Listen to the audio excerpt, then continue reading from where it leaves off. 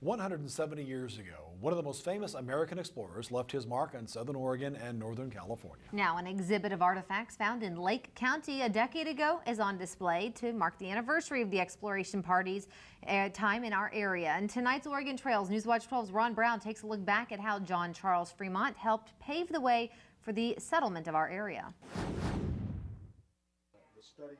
A display case at the Klamath County Museum is showing what may be one of the most unlikely historic exhibits in Klamath Falls in many years.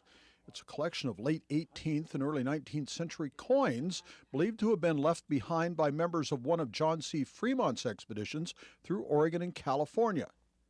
And they come to us from the Fremont-Winema National Forests. And they are an important artifact for this area because they represent Fremont's expeditions through this area.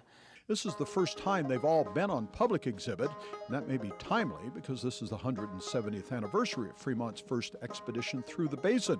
This marker on Highway 140 between mileposts 51 and 52 marks the place where Fremont's 1843 expedition was attacked by Indians and a member of the group killed. Members of that expedition sought revenge by wiping out a Klamath village near this place across the lake near present-day Chiloquin. He's referred to as the Great Pathfinder, and he was really exploring this area and laying down tracks for other people to come in. From his journal in 1843, as he entered the Klamath country, then it was called Klamath with a T instead of a K, he recorded, December 10th. The country began to improve, and about 11 o'clock we reached a spring of cold water on the edge of a savanna, or grassy meadow, which our guides informed us was an arm of the Tlamath Lake. And a few miles further we entered upon an extensive meadow, or lake of grass, surrounded by timbered mountains. This was the Tlamath Lake. But after his experience with the natives, he had words of caution for future settlers. As near to Indians noted for treachery, it will naturally, in the progress of the settlement of Oregon, become a point for military occupations and settlement. After leaving the basin, Fremont headed east, making other discoveries along the way. December 16th.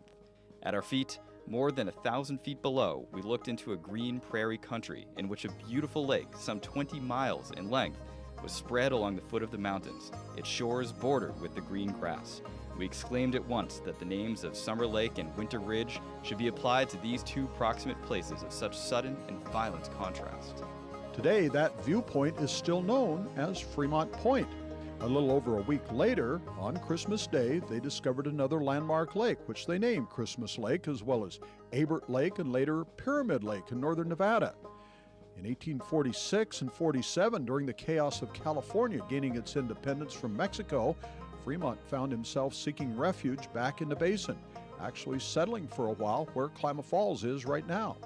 Things that he was able to establish in his journals and his explorations were incredibly valuable to people, especially during the gold rush, when you just saw that massive settlement coming in. And maps like this one guided gold seekers to California, Mormons to Utah, and settlers to Oregon for the next 20 years, and helped to map the routes for railroads across the country. This exhibit of artifacts from the Fremont expedition at the Klamath County Museum is an unusual opportunity to see some tangible evidence of one of the great explorers of the Old West. The explorations of John Fremont helped open the door for a lot of the later settlement, from the Oregon Trail to the California Gold Rush. In Klamath Falls, Ron Brown, Newswatch 12.